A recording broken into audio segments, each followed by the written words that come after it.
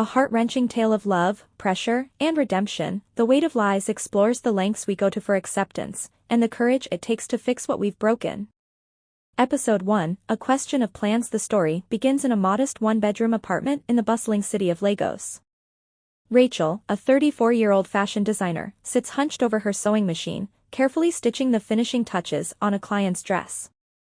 Her phone buzzes loudly, pulling her attention away. She glances at the screen. It's her mother, Mrs. Thompson, calling from their hometown in Enugu. Rachel sighs, knowing exactly what the call will be about, but reluctantly picked up. Rachel, my dear. How are you doing? I'm fine, Mum. Just busy with work. How's everyone at home? Everyone is fine. But that's not why I called. Oh, Rachel, do you know Jane is getting married next month? Your cousin Jane. She's just 25, Rachel. The whole family is busy preparing for the big day. And let me not even talk about Sarah, your childhood friend. She's already on her second child. Rachel, second child. And you. Rachel squeezes her eyes shut, bracing herself for what's next.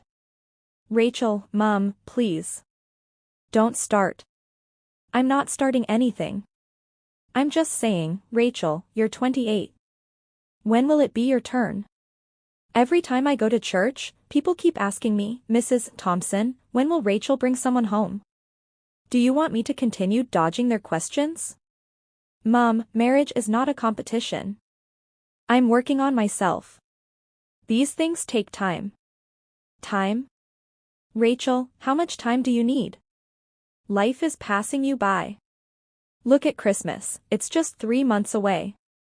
It would be so nice to see you with someone. A man, Rachel. Is that too much to ask? Rachel exhales sharply, gripping her phone tightly.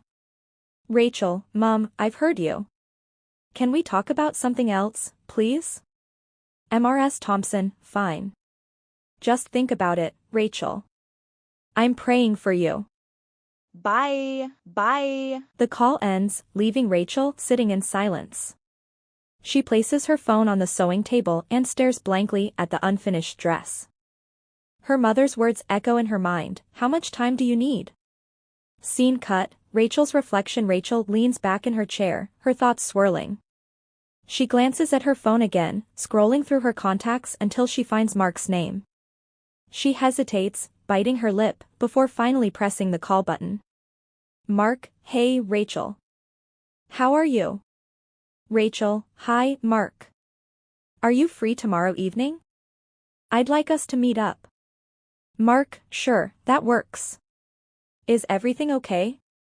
Rachel. Yeah. I just want us to talk. Let's meet at Harry's Grill around 7?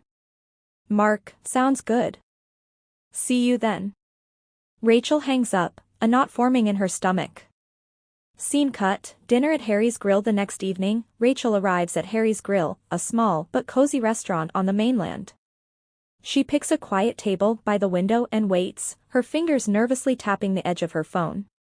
Mark arrives shortly after, dressed casually in jeans and a polo shirt, his warm smile easing her nerves, just a little. Mark, sorry I'm late.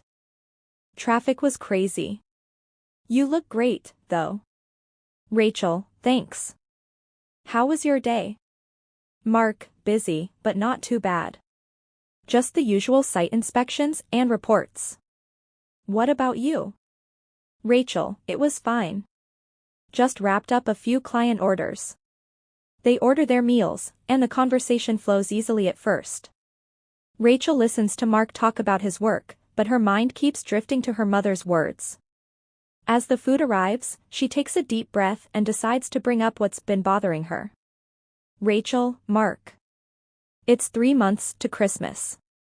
What are your plans this year? Mark, honestly? Nothing much. I'm not even planning to travel. I'll just send gifts to my family in Benin and maybe call them on Christmas Day. Rachel, you're not going to visit them? Mark, nah. Too much stress. Besides, they're used to it by now. Why do you ask? Rachel, well, I was thinking. Don't you think it's time you visited my parents? Mark, visited your parents? Why would I do that? Rachel, to meet them, of course. Isn't that what couples do? Especially after 6 months of dating? Mark, Rachel, we're not getting married right now. There's no need to rush. Maybe in a year or two, when I'm more financially stable. Rachel, is it about money? Mark, you know I have my own business. We'd manage just fine. Couples get by even when things aren't perfect. Mark, Rachel, wait. You're making this sound like you're desperate. Rachel, who says I'm desperate? I'm just saying, I don't want to wait forever. I've seen too many women wait and then end up with nothing to show for it. I don't want to be one of them. Mark sighs, his expression softening. Mark, Rachel, I hear you. But you don't have to worry about that. I'm not going anywhere. I just want to make sure we do this the right way. Rushing into marriage without being fully ready doesn't make sense. Rachel sits back, trying to process his words. She wants to trust him, but the doubts planted by her mother's call linger in her mind. The evening ends with a polite goodbye, but Rachel walks home feeling conflicted, unsure of what her next move should be. The mocking call. Rachel walked down the dimly lit street, her thoughts a whirlwind of emotions. Mark's words replayed in her mind, and for the first time, she questioned if she was being too patient, or if he was just too complacent. As she approached her apartment, her phone vibrated in her pocket. She pulled it out and sighed when she saw the notification, high school ladies group, conference call in 5 minutes. She had completely forgotten about the WhatsApp call with her high school classmates. She groaned, knowing what the conversation would likely be about: weddings, babies, and husbands. After a moment's hesitation, she joined the call. Classmate 1, finally, Rachel. We've been waiting for you. Always so busy, this one. Rachel, sorry, I lost track of time. How's everyone doing? Classmate 2, oh, we're doing great. So, ladies, as I was saying, my traditional marriage is set for December 15th. I'm selling the Aso Ebi fabric, 15,000 per yard, you know you can't miss it, oh. Classmate 3. Congratulations, fund me. Rachel, I hope you're buying, oh. You can't say you're too busy for this one. Rachel, I'll check my budget and let you know. Classmate 4, me too, oh, my traditional wedding is on the 22nd.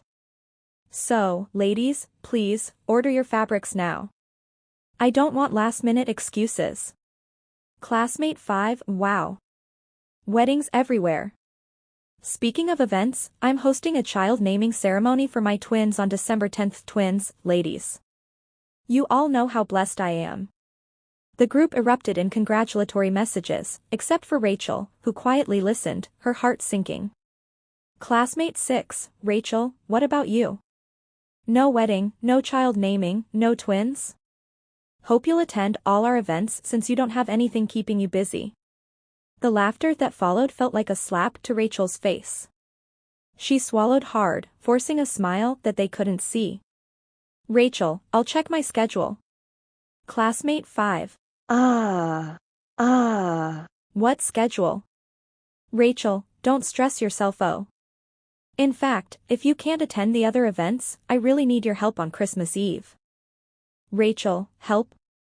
With what? Classmate 5, I have a dinner party with my husband and some friends. Can you babysit my 2 kids while we're out? You know, you're the only one who's free. No husband, no children, no plans. The group burst into laughter again. Classmate 3, Chioma, you're wicked. At least let Rachel rest small this Christmas. Rachel's hand clenched into a fist. The humiliation burned in her chest, but she couldn't let them see her break. Rachel, I actually have plans on Christmas Eve. Classmate 5, plans?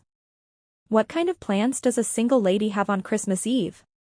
Are you going to sit at home and watch Netflix? Rachel, no, I'm getting married. The line went completely silent for a moment, and then chaos erupted. Classmate 1, what? Rachel, are you serious? You're getting married. Classmate 2, why didn't you tell us from the beginning? Classmate 4, wait, oh, are you joking or serious? When did this happen? Rachel, it's recent. We haven't fixed the date yet, but it'll definitely be soon. The excitement died down almost as quickly as it had started. Classmate 3, oh, okay. Let's see how it goes then. Finally, Rachel. Classmate 5, yes, oh. At least you won't be babysitting anyone's kids this Christmas. The group moved on to another topic, but Rachel barely heard a word. Her face was flushed, her stomach tied in knots. When the call ended, she tossed her phone onto the bed and sank into a chair, holding her head in her hands. Scene cut, Rachel's dilemma. Rachel sat in silence, staring at the wall. Rachel, what have I done? How do I get married when nobody has even proposed to me? I only said that to save face. Now what? How do I pull this off? She paced her small room, her mind racing. The humiliation from the call was too much to bear. Her classmates had been mocking her for years, and now she had finally given them a reason to stop, except it was a lie. She thought about Mark. Would he ever propose? Would he ever be ready? And if he wasn't, would she dare to take things into her own hands? Rachel sat on the edge of her bed, staring at her phone. One thought kept running through her mind, I have to do something. I can't let them win. Desperate measures. Rachel spent the next few days wrestling with her emotions. The weight of her lie to her classmates hung over her like a dark cloud, but her desperation to escape their mocking words and prove her worth drove her to a bold decision. She sat in her room late one night, staring at a small pack of birth control pills on her bedside table. Her thoughts raced. Rachel, if Mark won't propose, then I'll have to give him a reason to. A child will change everything. Once there's a baby, he won't have any excuse not to marry me. With trembling hands, she picked up the pack and tossed it into the trash. Scene cut, Rachel and Mark's new dynamic. The next time Rachel and Mark met, it was at his small apartment in Surrey. They had just finished dinner, and Rachel leaned into him on the couch, her hand resting on his chest. Mark, you're in a romantic mood tonight. Rachel, can't a girl enjoy her boyfriend's company? She kissed him, pulling him closer. Mark paused, pulling back slightly. Mark, wait, Rachel. Are you sure about this? You know we've always been careful. Rachel, I'm sure, Mark. I'm ready. I trust you. Mark studied her face for a moment, then nodded, giving in to the moment. Rachel felt a flicker of guilt, but she quickly pushed it aside. From that night on, Rachel made it a point to spend as much time as possible with Mark, ensuring they were intimate without any form of protection. She knew it was risky, but she told herself it was for the greater good. Weeks turned into a month, and each morning, Rachel anxiously waited for the signs she longed for. But every time, she was met with disappointment. Her frustration grew, and her determination began to morph into desperation. Scene cut, Rachel's growing anxiety. One evening, Rachel sat in her room, staring at a calendar. It had been 6 weeks since she stopped taking the pills, and yet there was no sign of pregnancy. She tapped her pen nervously against the table, her heart pounding. Rachel, why isn't it happening? What if I can't get pregnant? No, that can't be it. Maybe it's just stress. But I can't wait any longer. She thought about the WhatsApp call, the mocking laughter, and the lie she had told. December was approaching fast, and the pressure felt suffocating. Her mother's constant calls only made things worse. She finally made up her mind. If nature wouldn't help her, she'd have to take matters into her own hands. Scene cut, Rachel's fake pregnancy announcement. The next weekend, Rachel invited Mark over to her apartment. She had spent the entire day rehearsing what to say, and now that the moment had come, her palms were sweaty, and her heart raced. Mark arrived, cheerful as usual, but Rachel's serious expression quickly made him concerned. Mark, Rachel, is everything okay? You look tense. Rachel took a deep breath, avoiding his eyes. Rachel, Mark, there's something I need to tell you. Mark, what is it? You're scaring me. She hesitated for a moment before forcing the words out. Rachel, I'm pregnant. The silence that followed was deafening. Mark's eyes widened, and he leaned back, as though trying to process what he had just heard. Mark, pregnant? Are you? Are you sure? Rachel, yes. I've taken tests. It's true. Mark ran a hand through his hair, his expression shifting between shock and disbelief. Mark, wow. I mean. Wow. This is unexpected. Rachel reached for his hand, squeezing it tightly. Rachel, I know it's a surprise, but we have to face it together. Mark nodded slowly, still in a daze. Mark, so? What do we do now? Rachel's stomach flipped, but she kept her voice steady. Rachel, we get married, Mark. It's the right thing to do. Mark stared at her, his face unreadable. After a long pause, he sighed deeply. Mark, I guess. You're right. We can't have a child outside of marriage. My dad would never allow it. Rachel felt a surge of relief, but it was quickly followed by a pang of guilt. She had gotten what she wanted, but at what cost? Scene cut, Rachel's mixed emotions after Mark left. Rachel sat alone in her apartment. She glanced at the mirror, catching a glimpse of her own reflection. Rachel, you've crossed the line now, Rachel. There's no going back. She placed a hand on her flat stomach and felt tears prick her eyes. She had lied to the man she loved, to her friends, and to herself. But she told herself it was worth it. Once they were married, everything would fall into place. Or so she thought. The wedding day disaster. The weeks flew by in a blur. Once Rachel told Mark she was pregnant, he immediately informed his father. Mark's father, a staunchly religious man, was adamant. Mr. Johnson, no child of mine will have a baby outside marriage. Mark, you and Rachel must marry before this child arrives. I'll cover all the costs if I have to. The wheels were set in motion. Both families met to finalize the wedding plans. The traditional rites were completed in a rush, and the wedding date was fixed for December 23rd, just 2 days before Christmas. Rachel's mother was elated, oblivious to her daughter's deceit. Scene cut, the wedding morning. The morning of the wedding arrived, and Rachel was a bundle of nerves. She sat in her hotel room, surrounded by her bridesmaids, as makeup artists worked on her. Her stomach churned, but she brushed it off as pre-wedding jitters. As the minutes ticked by, the discomfort in her stomach worsened. A sharp pain shot through her abdomen, and she doubled over, gasping. Rachel, something's wrong. I can't breathe. Her friends panicked and called for help. Rachel's mother rushed into the room. Mrs. Thompson, what's going on? Rachel, talk to me. Rachel, Mama. My stomach. It hurts so much. Word quickly reached Mark, who was already dressed and waiting at the church. Without hesitation, he abandoned the venue and drove to the hotel, helping Rachel into the car and rushing her to the nearest hospital. Scene cut, at the hospital. In the hospital's emergency room, doctors worked on stabilizing Rachel as Mark paced nervously in the hallway. He stopped a nurse as she exited the room.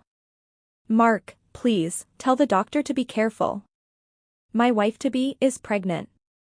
Nurse, okay, sir, I'll let him know. Mark sat down, tapping his foot anxiously. After what felt like an eternity, the doctor emerged. Mark, doctor. How is she? Is she okay? And the baby?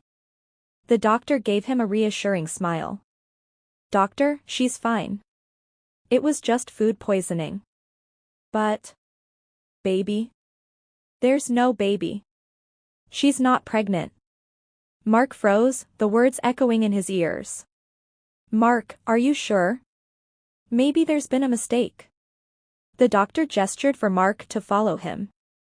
They conducted another quick test, and the results came back the same, negative.